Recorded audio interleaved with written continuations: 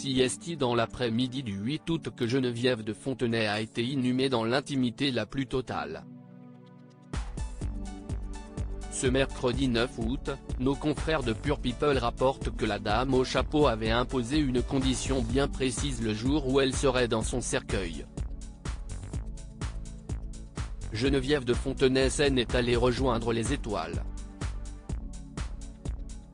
Le 1 août 2023, l'éternelle dame au chapeau, qui a marqué les esprits à travers le concours de beauté Miss France, est décédée à son domicile situé en région parisienne. Au micro de BFM TV, son fils, Xavier de Fontenay a annoncé la disparition de sa mère, des suites d'un arrêt cardiaque. Une bien triste nouvelle, qui a fait le tour de la France en seulement quelques secondes et qui a provoqué une vague d'émotions sans précédent.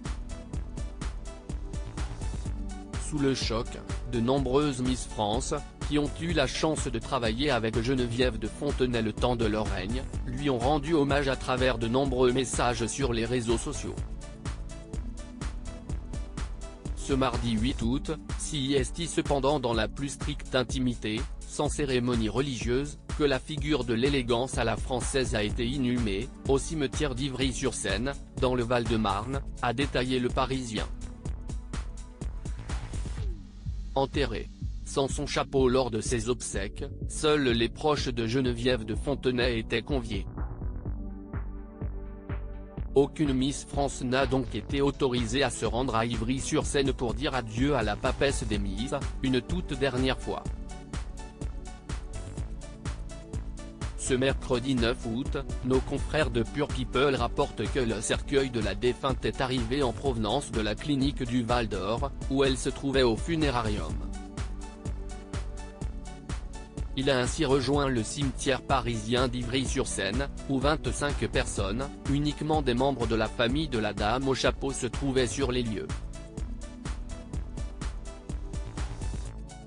Parmi eux, ses sœurs et son frère Étienne. Sieste lui qui est le seul à avoir pris la parole sur la tombe de Geneviève de Fontenay, rapporte Pure People. Ironie du sort ou non, l'ancienne patronne des Miss France ne portait pas de chapeau. Elle ne voulait surtout pas être enterrée en noir et blanc, a expliqué Hubert Guérin à confrères. Et surtout pas de chapeau, a-t-il précisé.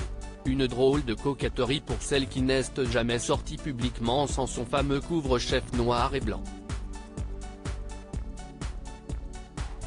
Original, jusqu'au bout.